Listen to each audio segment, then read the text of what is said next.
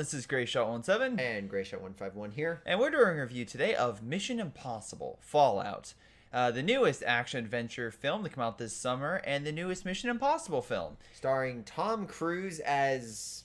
Well, Ethan Hunt. Ethan Hunt, Yes. The guy who essentially is, right now, the only kind of spy big blockbuster right now out. I mean, James Bond's been kind of on hiatus. He's been dormant since Spectre. Everyone's kind of like meh Bourne on that. didn't... Bourne kind of tanked. Yeah, Bourne didn't do that great, so...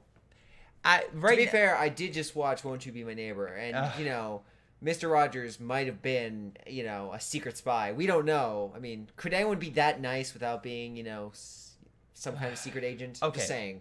So, moving on from that. Yes, Ethan Hunt is back in a new adventure which pits him against his old rival from the previous movie, and in essence, they are trying to stop his plan of... or doing bad things to the world. Yes, essentially, he makes a decision that ends up saving his team at the cost of something, and now he's trying to make up for that decision. And the nice thing about this film is the film actually has moral implications about one versus many, and it does address them, which is something you don't see in a lot of action films. Also, this, as an action film, is spectacular. Yep. The stunts, the set pieces... The beautiful vistas in this movie are gorgeous. Yep.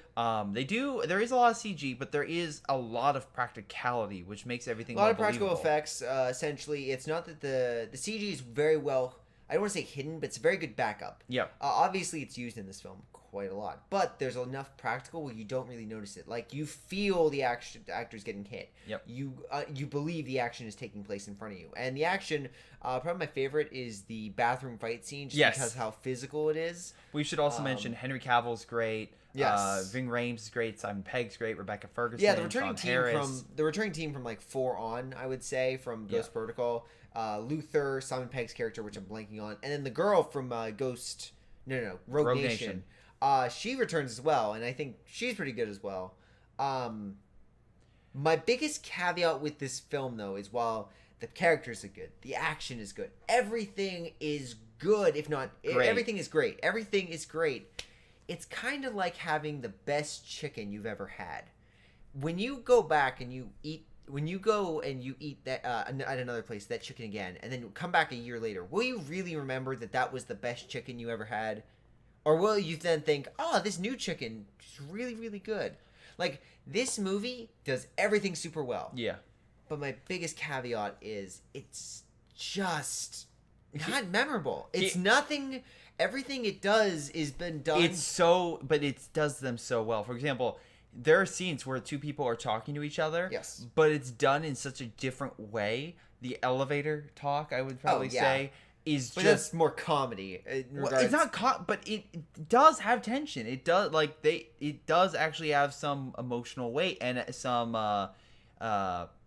actual consequence to it. So once again, everyone here is great. There's not a bad seed in this film. Nope. Even Alec Baldwin's in this film, and he's like, oh, he's in the last few, he's been kind of, but no, he actually plays a bigger part. I'm like, good for you. Does a good role. Yeah. Really good role. Actually, Jeremy Renner is. Jeremy Renner is in absent from Avengers, absent from Mission Impossible. Where are you?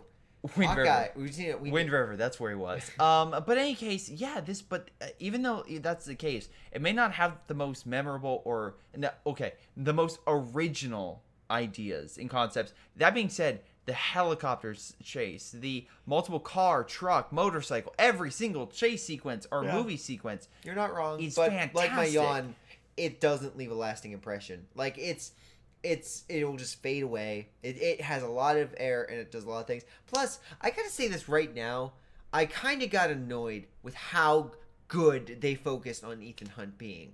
I kind of got annoyed. Maybe it's Tom Cruise, is because I see Tom Cruise playing that actor and I couldn't get past it. But wait, why would you think that? Like, how does that bug you but not Captain America? Okay, let me explain. Okay. It would be like Mel Gibson in the same role.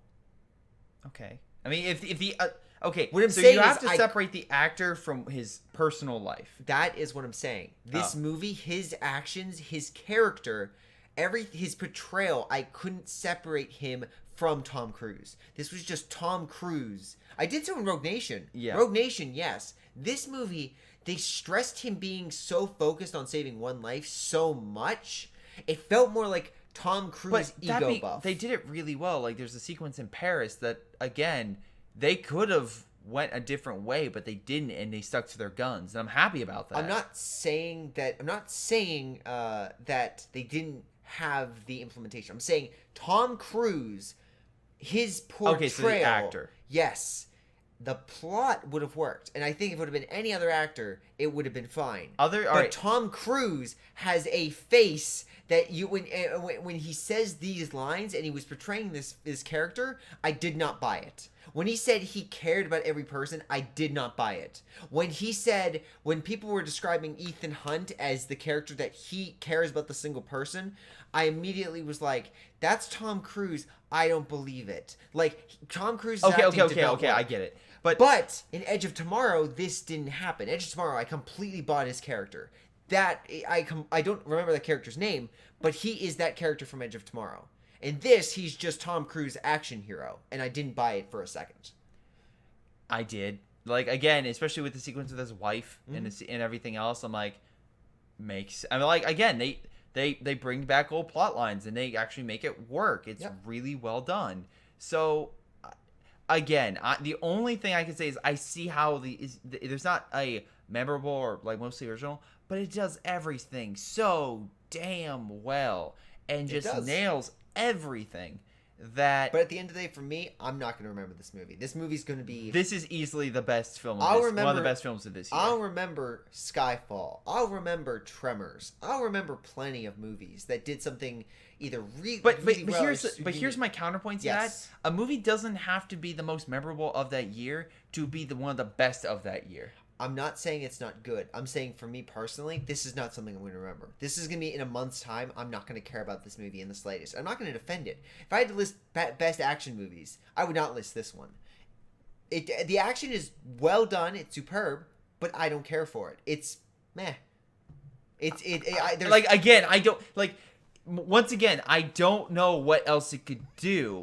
The cinematography and the multiple sequences. Yep.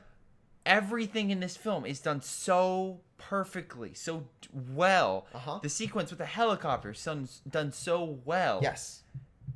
Again, even like the final shot is done so well. Maybe I'm just being picky. Maybe I'm just saying this, but I was not impressed with this movie. I was like, okay. Okay, we're probably gonna flip flop on the next film, but we'll see about that. Wow. But in any case, if the music's great, the effects are great, the characters, yes, Ethan Hunt doesn't really change. Oh no, I'm not saying all that. But he is tested. Oh yeah, all that's great. I'm not saying it's not great. I'm just saying I wasn't impressed. It's a great movie. I'm just saying I was not impressed by it. I'm not going to remember it. On the value of this film, I would easily give it a 9 out of 10. I would not give it a 10 because, again, it doesn't do anything totally original, and the characters I wish they had a little more development. But other than that, there's not much that I can degrade from this film. It was always had great tension, always had a great suspense. You didn't know where the story was going. Honestly, my favorite part was Henry Cavill. Henry Cavill sold this movie so hard. He carried this movie on his back, at least for me, because I could not care less about Tom Cruise's character. Was like, he was interesting, but I couldn't get past his face. Henry Cavill, I thought he did his character so well. He was like, you didn't know where he was going. I liked his dialogue. I liked everything about him was great. Yeah. The mustache. Which sang Justice League. It was that mustache was worth it. Yeah. But no, I would give this movie an 8. All right. My 151 is giving this movie an 8. I'm not saying this movie's bad, but... All right, let's go into spoilers for the last minute. All right.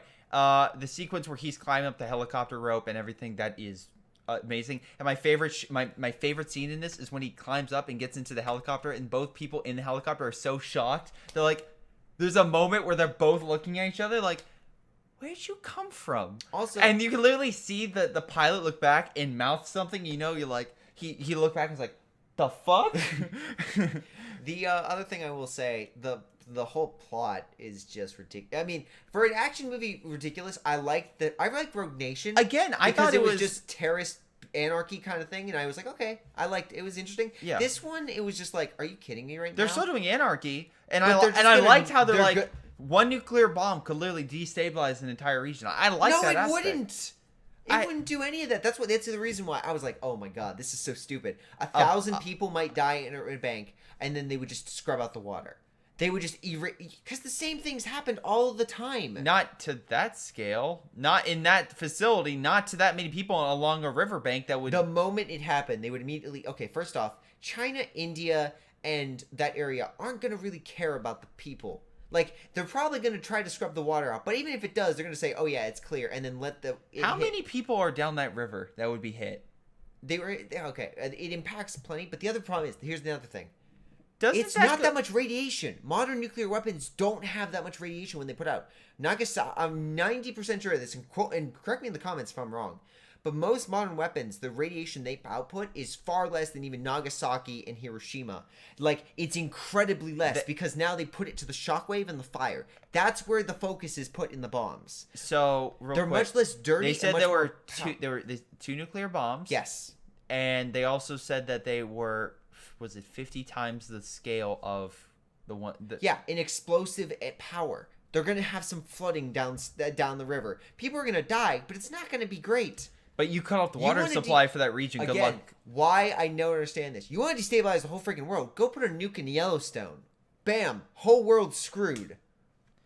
That would be, in my eyes, that's more ridiculous. That's more of a James Bond 60s villain. Let's detonate the volcano. Really? Okay. How would you destabilize the whole world? How I would... If I had one nuclear bomb... You have the most powerful nuclear bomb in the world. Okay. You get to put it anywhere in the world. Where'd you put it? Pittsburgh. Why? Because it flows down. You can hit every single person along Mississippi and kill it. Okay, maybe you're not understanding this. I'm just Modern nuclear weapons don't put out that much radiation. They put out... Okay, because... You would shut down the Mississippi, is what I'm saying. For like a week before they scrub it. But how much would that literally... Billions of dollars would be hit by the American economy. Blow up Yellowstone, activate a volcano that would blanket the earth. You would not detonate a volcano. You have to get miles underground to detonate that damn thing. I'm not saying. Look, what I'm saying is, even if I'm... Let's make a heat rocket that goes into the lava, down into it, and then detonate it like a pimple. Great idea. Listen. But in any case, I'm just saying. Just like my brother's ridiculous idea about outlook brain. Counterpoint. The thing that I wish about these action movies, why I like Skyfall so much, is to actually affect the world, you would need a ridiculous thing. Like, some people make, put an explosive bomb underneath the water, cause tsunamis. That's not how physics works. So that's why I noticed, like, Yellowstone is, like, for me, the only way that you could actually end the world. It's like, cause a super volcano to activate. They weren't trying to end the world. They were just trying to kill as many people as possible. The greater the suffering, the greater the thing.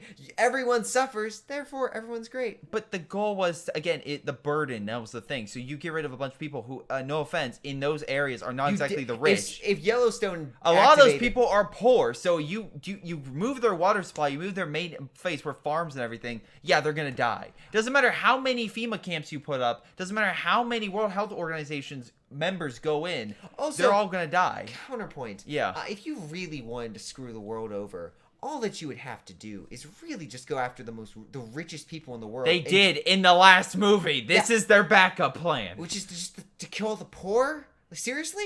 They kill the most people in the small with the least amount of weaponry. They use 2 nuclear bombs to kill up to a third of a million people affected. That would be a lot of people. Okay, remember the casualties quotation? Casualties includes wounded and dead. This has been Greyshot 117. Okay, so this is 151. And we'll see you next time for a review of a truly world-ending threat, the second Godzilla film. Yeah. We'll see you next time. Later, guys.